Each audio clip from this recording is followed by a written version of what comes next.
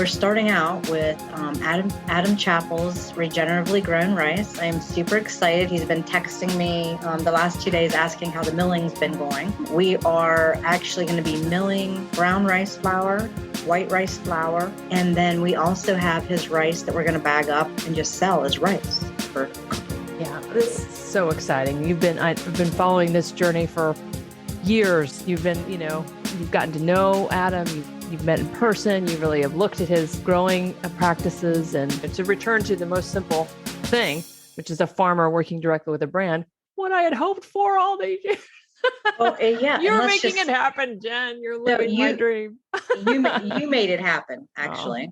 Because if it wasn't for me knowing you through another business that we worked with, and then you started Grounded Growth Network, I would have never met any of the farmers. And now we're even, Grounded Growth is part of even a bigger system, Joe Clapperton's network. And I'm glad that Grounded Growth still exists and that you're still here doing this, because I just was thinking about it and it made me tear up too. Like, I don't think I'd be here without you.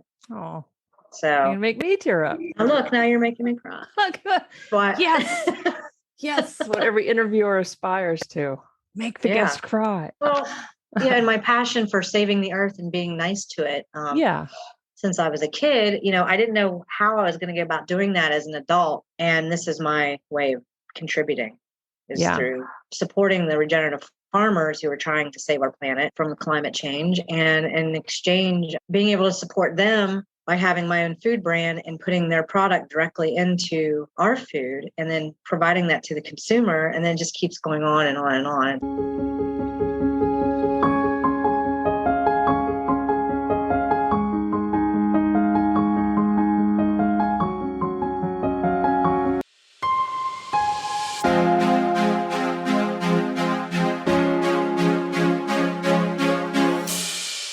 Welcome back to our podcast, Tasting Terroir, a journey that helps you cut through the marketing claims of, quote, better for you food by understanding the link between healthy soil and the flavor and health of your food. I'm your host, Sarah Harper. That clip was from an interview I did with my dear friend, Jennifer Coer, owner of Around the World Gourmet Pizza Company. Jennifer has been working hard to bring the regenerative products farmers grow to market for several years now, and she is now actually doing it. As you may recall from our episode last week, the big brands that you've heard about are not really bringing regenerative ingredients to your door. They're doing a lot of marketing about it, but they're not really buying, in a big way, the ingredients that could make the products you buy regenerative. To find this regenerative food source, you need to think small and local. Like the farmers we've interviewed in the podcast so far, who are not only growing food in a regenerative way, but also creating ways for the public to buy directly from them. This week, we explore how a small food manufacturer sees the issue and how her dedication and perseverance are almost single-handedly bringing you the opportunity to taste the difference regenerative rice can make. Jennifer Coer is one of those people who just never quits.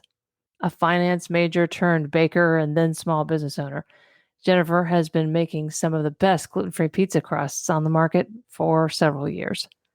Being a gluten-free consumer myself for some 12 years now, I can tell you I've tried every possible GF pizza option out there. And while some of them have gotten pretty good, there are still a number of them that are far less delicious than their gluten-y counterparts. Jennifer's pizza, however, is so good that it can pass as a regular thin pizza crust. In fact, some of the folks that buy her pizzas in her store in rural Ohio don't even know that they're gluten-free. More about all that later.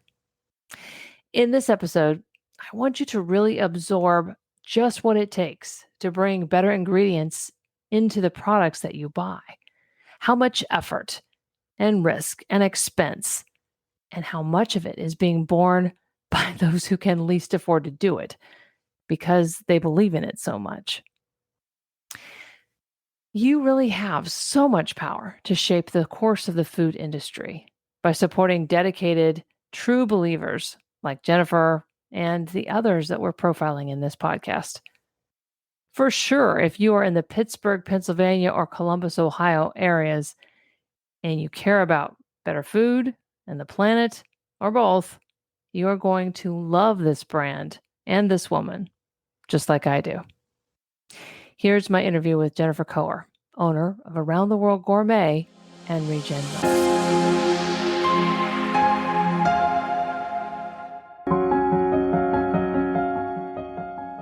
Hi, Jen. How are you? Hi. I am good. I've been a little bit emotional this morning, thinking about all the things that we're doing. It's so great.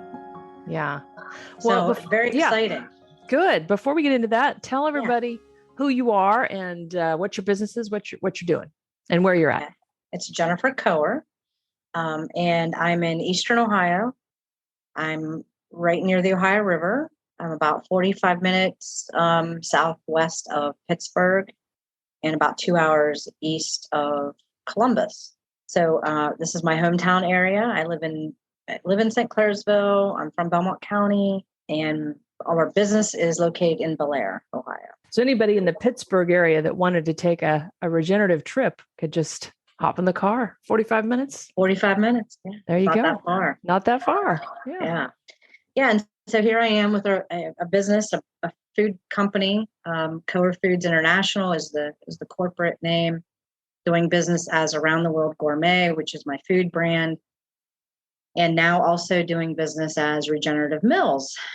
So, and we'll talk about that here in a minute, but. And what products do you make? So we are a manufacturer of gluten-free vegan pizza crusts. I have other recipes that I have. That don't taste like it, I might add, because. Yes, that does not taste like some of those can be a little taste challenged, if you will. Yeah. And I have had the good fortune to sample them many times and can attest that they are, you really can't tell the difference. And in fact, a number of your patrons don't even know that they're gluten-free. That's true. We are manufacturing these gluten-free pizza crusts and having distributors pick them up, and then we ship things out as well that are to like the University of Iowa and Denison University here in Ohio. We just got into a pizza chain called Pizza Joe's out of Pennsylvania, Western PA, that has 42 units, and all those pizza crusts just got picked up today. So yeah, the pizza crust that you're talking about, we do have a small retail front, and I wanted to prove to everybody that our pizza crusts are the best, and they do not taste like the typical gluten-free crust. And so I force the entire Ohio Valley here to eat our pizza. And they can't tell the difference. So we even on online apps like DoorDash and delivery.com, we don't even say that it's gluten-free. Even on our menu, it doesn't say that. It's just a thin crust pizza. Yeah. Well, maybe you should, in case there are people nearby that could say you have a gluten-free option. The ones we do, we have that on there too. Yeah. Okay, we say that we have a gluten-free option, but it's actually all the same crust. That's so good. That's so good. I love that story because you took over, there had been a convenience store there and it had been famous for its pepperoni rolls and people really loved them. And so, but you added to this beloved tradition by creating a gluten-free version of the pepperoni rolls for people, right? That's correct. Yeah. Yeah. Pepperoni rolls aren't well known outside of our area regionally. A lot of people would say that they're kind of like a hot pocket, but literally all it is dough that you have pepperoni and cheese in it, and you roll it up. And it's fresh. You bake it. Yeah. It's called a pepperoni roll. The exciting part that you'll talk more about later is that you've added a mill to your business too. Yes. And what are you going to be milling? We're going to be milling flour, and specifically, as much as possible, regenerative flour. Made not wheat, because it has to be gluten-free in my building, but I can't have wheat, barley, or rye in here. It would just get through it would get everywhere. Mm-hmm. And we can't have the cross-contamination.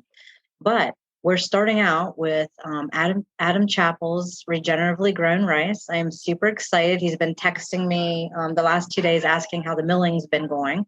We're starting with 16,000 pounds because I don't have enough space for any more at the moment. And he has the space, so he's keeping it there on his farm until I'm ready for the next shipment. We are actually going to be milling brown rice flour, white rice flour. We can do 100 mesh. We can do 200 mesh, which is even finer. And then we also have his rice that we're going to bag up and just sell as rice for cooking. This is so exciting. I've been following this journey for years. You've gotten to know Adam. You've met in person. You really have looked at his growing practices and so many hurdles to overcome to get a direct relationship to. It's to be to return to the most simple thing, which is a farmer working directly with a brand. What I had hoped for all these years. Well, yeah, you're making it happen, Jen. You're living my dream. you made it happen, actually. Because if it wasn't for me knowing you through another business that we worked with, and then you started Grounded Growth Network, I would have never met any of the farmers. And now we're even, Grounded Growth is part of even a bigger system, Joe Clapperton's network. And I'm glad that Grounded Growth still exists and that you're still here doing this, because I just was thinking about it and it made me tear up too. Like, I don't think I'd be here without you. Oh, so you make me tear up. Oh, look, now you're making me cry. Yes. Yes. What every interviewer aspires to, make the guest cry. Well, yeah. And my passion for saving the earth and being nice to it. Since I was a kid, I didn't know how I was going to go about doing that as an adult. And this is my way of contributing, is through supporting the regenerative farmers who are trying to save our planet from climate change, and in exchange, being able to support them by having my own food brand and putting their product directly into our food and then providing that to the consumer, and then it just keeps going on and on and on. So now I have other farmers reaching out that want their sorghum that they've grown regeneratively milled, and millet, teff, and other brands can buy the flour from you and put it into their ingredients. Yeah, exactly. But, all these great people in our community that you're all on the same path, but it's hard to overcome these hurdles alone. So that's part of the point, the community. Well, the other thing, in doing these interviews, I have heard a lot of great insights about what is regenerative, but a number of people have talked about it beyond just the practices on the farm, but regenerating the community around them, and regenerating themselves and their family as part of being part of this work. And it really struck me with you at a whole different level. I mean, certainly there's the regenerative work that you're doing with the farmer, but really taking on that small retail store. There aren't a whole lot of, you're in kind of a food desert, right? I mean, there aren't a lot of places to get fresh food around you, and certainly not ones that are gluten-free, probably, And, so you, by taking over that and milling manufacturing your pizza crust and now milling where you are in rural, Ohio, you're keeping those jobs and the impact that I know you've had in those people's lives. And it's been challenging. There are a lot of things, that are challenging in the rural economy, and that your business keeps them going as well as the planet. It's a really regenerative beyond, the agriculture. It's a lot of education for sure. And I think that is what we have to do in general, even across the world, is to just continue to educate everyone on regenerative agriculture. The education part is just continuing to tell people what regenerative is, why I'm doing it. And we actually have a ribbon cutting going on tomorrow where a lot of the people here locally are invited to come for our new mill, and we're doing pizza tasting. So I think that'll even be more education. The local news stations are here, and we've sent press releases out. What is your definition of regenerative agriculture? The definition of regenerative agriculture to me is about the climate change part of it.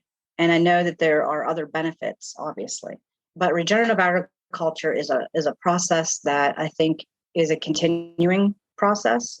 It's not just one thing. It's multiple things that can be done on the farms. The no-till, obviously, the no-till has to happen, is what I mean. The tilling has to stop. The first thing that has to happen is I feel like if you're going to be a regenerative farmer is you have to know no-till or low-till for sure.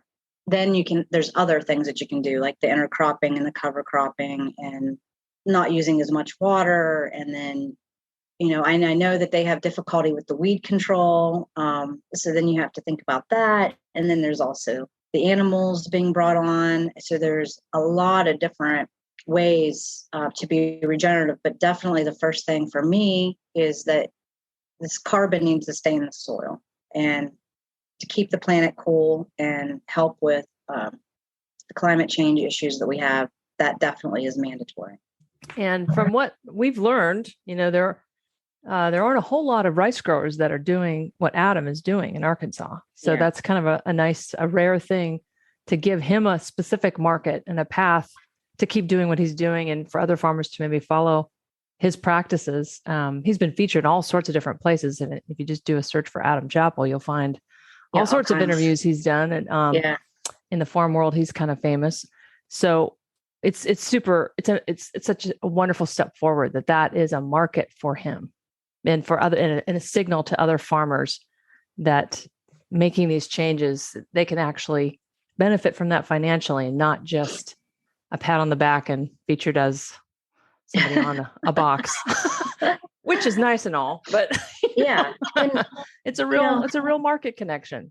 It is. And there are going to be, for the farmers out there that are listening to this, you are going to struggle. There are going to be things that you're not going to know.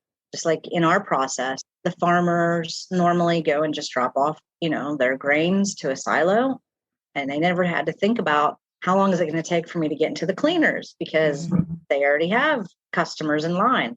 So that was one of the things we had to figure out.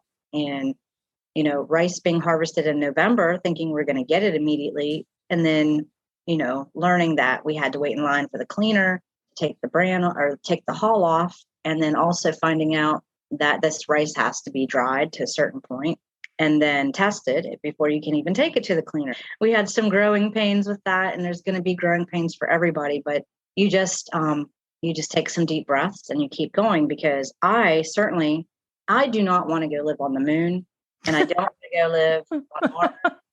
I don't.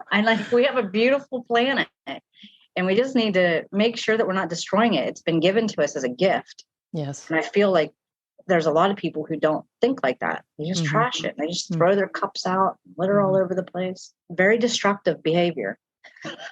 So regeneration of this earth is very important to me and future generations. The farmers that are doing this and practicing this way and leading us all down the right path, that's who I want to have relationships with. So, because I know we've been on a small business journey, solopreneur. You have more than, you're not solo, but small business path. You've been on that path for some time, and it's so hard. And especially through COVID and through, there are all sorts of curves that you've been thrown. And it seems like, I know a lot of people would have let go of this regenerative path of sourcing because it is potentially an added expense. I think it's going to be added value too, but there's been such pressure. And, I've talked with so many bigger brands that aren't willing to do what you are doing, that are marketing on regenerative, but aren't anywhere near, the direct connection to a farm and knowing of the practices and that you have, and that you're going to make possible for all these brands now to buy regeneratively grown rice and rice flour and other gluten-free flours. I always feel like I'm behind, and that we're behind. Well, yes, we are behind. So I don't want to wait. I mean, I'm not sure what the big companies are waiting for or what their strategy is. They're waiting for you to be successful, and then they'll follow. That's what they're waiting. That's waiting for someone else to prove the concept that consumers do actually want it. And it saddens me because the people with the most money to take the risk have not done it. And, and the ones that don't have the money, we have to go out. Well, you're living on, the belief in it. Yeah. We have to go through the struggle to get there, but it'll be worth it. Yeah. I know. This is such a huge breakthrough to actually have flour. Like you texted me a picture of, the first flour that you made. And how exciting. I mean, how exciting that you now have the ability to turn this. That's been the big barrier, to take a crop and get it into an ingredient, because most of the mills don't want to deal with it. It's too small of a project, or they don't want to separate it out, or it's too new, or, any excuse you can imagine. We've heard it, because the first option wasn't for you to necessarily build your own mill. No, I wasn't anticipating that. No. And then one day I'm like, I don't know, these things don't scare me like it scares some people. Yes, I feel like me. Every time you tell me you're going to do the next thing, I'm like, okay. Like, what are you doing? Oh, Jen. Yeah, well, and I got to learn how to use it yesterday. The guy at the engineering company that I bought the milling equipment from, he drove in from Iowa 2 days ago. We started it up Tuesday, and then yesterday I got my training, and it's really not that hard. I mean, yeah, I'm gonna have to lift some bags, or somebody here is gonna have to lift some bags to put it in. But this equipment, I mean, it's not it's not small, but it's not also huge, the biggest one either. The milling equipment that we have can run up to, if I really maxed it out, 842 pounds per hour. And that's like one of the smaller, this type mill, a pulverizer. And it does just that. If you go with a hammer mill for milling rice, you basically have to run it through more than one time to try to get the fineness to it. So this one, you do not have to do that. I can run it through one time and still get 200 mesh, which is really fine, fine. Baby powder almost. Yeah. I did pay a little extra in upgrading some pieces of equipment so that when we do need to expand to the bigger size pulverizer, the other pieces are already in place and can handle the bigger motor size. We talked about your definition of regenerative, and in some of the ways you're describing, what you're doing working with Adam, that's how you're practicing it, right? That's how your company is practicing it. But are there any other pieces you want to add about that? What other things that we're doing as a brand? Yeah. All of our containers that we have here are like to-go containers. I've gotten rid of all styrofoam that was in this building when I took over, and we now have plant-based containers. That's and compostable great. Containers that we use. We have energy efficient equipment. We try not to waste water. We don't waste water. We don't like to waste anything. We recycle. So I called the local recycling and company, and they have a bunch of bins that they brought down to us so we could recycle. We're wanting to be a benefit corporation, so I think we're ready for that. I just felt the flower, and I stuck it in my hand yesterday, and it was just very fulfilling. I just got like a big grin on my face when I was holding it. And holding Adam's rice. Should I walk out so you can see? Should I take my laptop out? And that is what you're using now to make your pizzas. Yes, the pizza crusts. Yeah. And other brands are now lucky enough to be able to buy flour from you, right? To make their regenerative rice products. Yeah. Rice flour products. Yeah. Yeah. And then after that, we'll I've been in some conversations with other farmers that are they've got sorghum and the white sorghum. So we'll be talking to them further about milling that. Coming back around, now you've talked all this great stuff. I'm going to have you sum up what regenerative means to you in a couple sentences, which I know that's hard to define. So fill in the sentence. Regenerative agriculture is? Regenerative agriculture is a way of helping with climate change and global warming by no-tilling on our farms, keeping the earth and all its ecosystem in place. We can have more nutrient-dense foods from this. It's important for us to continue down this path and having regenerative agriculture and the farmers doing these practices so that we can help with, like I said, the global warming, having more nutrient-dense foods. And that's what it means to me. Do you think it's something that consumers are looking for? Yeah, I think that there are some consumers that definitely care about this. We've seen that they've cared a lot about organic in the past, and this is just the next step of them caring. There's people that care about your bodies and what you are, what you eat. The thing with the organic right now is that most of them still have to till. because of weeds control. But I do believe that consumers are going to love this. They're going to love the connection with the farmer. They're going to love the fact that it's helping what, they're actually able to by eating, let's say, our pizza. Okay. We actually have a tagline, healthier for you and our planet, and also save the planet one pizza at a time. I think they're going to feel like they're part of something bigger. Again, it's education, and marketing. Like, you have to let people know that you exist. Pittsburgh, Pennsylvania is not that far from you. I mean, that's a nice sized city, It is. And Columbus is not that far, and it's getting huge. It's amazing. I mean, normally you wouldn't see a place like what I have here, especially on the retail end, being where I'm at. We are listed on some of the apps for finding gluten-free locations, like restaurants. And let's see, in the last 2 weeks, I've served somebody from the DC area in Northern Virginia. They were a mother and daughter were in Indiana, I believe, visiting a college, and they were coming back through, and they found my place because Interstate 70 runs right through our county. And so they stopped here for a bite, and we actually had some tables up so they could sit down finally, because we were just a takeout place, but now we have dining. And they were so excited, and they actually said to me, I wish we had a place like this where I lived. And I'm like, you live near DC? I'm like, is there not? And I'm thinking, wow, okay, well, maybe, but so that was a compliment. The other, was it yesterday or the day before, a woman came in with her 2 children, and her son had celiac disease, and they were excited. And I said, have you not been here before? She's like, no, I'm from Massachusetts. I said, okay, what are you doing here?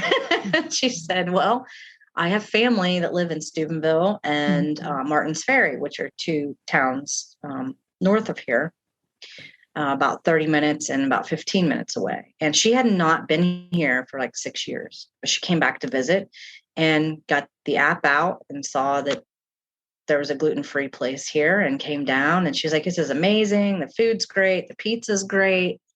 So they were really happy. If you have people in Columbus, in Pittsburgh, that want to be connected to a brand and to a farm, they're really blazing the path. They can do it.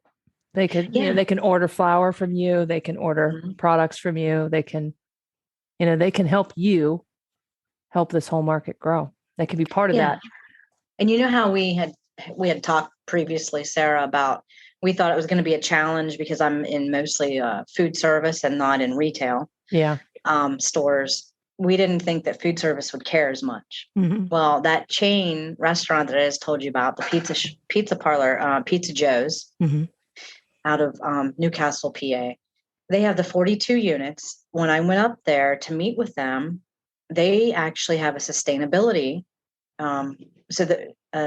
program. And that was one of the, obviously the pizza crust had to taste good or they're not going to buy it. But they liked that I was checking off all the boxes for them because, their father had started the chain, but then the 2 daughters who are adults and are running it now, he's still involved. They've created the sustainability program and loved the fact that we were going to have regenerative product. If you're in Pennsylvania, is go have a pizza at Pizza Joe's. Pizza Joe's, yeah. Or even in Youngstown, I think. In Youngstown, Ohio, they even have some of their shops there. How easy do we have to make it for you people? Right. How easy has Jen made it for you? Yeah. And Pizza Joe's. Adam and Seth Chappell grew the rice. They ship, we have a cleaner down there that he knew that he got it cleaned. It gets to me. I mill it, making it into a pizza crust. And then the pizza crust gets shipped out through Pennsylvania Macaroni, one of my distributors out of Pittsburgh. And then it gets to Pizza Joe's. That's awesome. And it's such a great story. I'm so glad it has a happy ending. I know, it's very exciting. And I'm as tired as I am this week from last week and this week and getting to this point. I am ecstatic that I feel like it's Christmas because it's Earth Day tomorrow. I'm just so happy that this is happening right on Earth Day.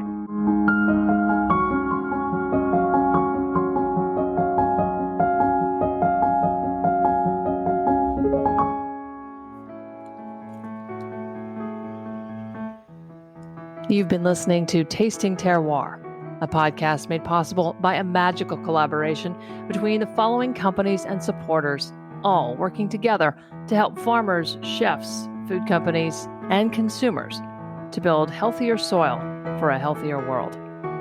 Rhizoterra. Owned by Dr. Jill Clapperton, Rhizoterra is an international food security consulting company providing expert guidance for creating healthy soils that yield tasty, nutrient-dense foods. Check us out at rhizoterra.com. That's RHIZOTERRA.com.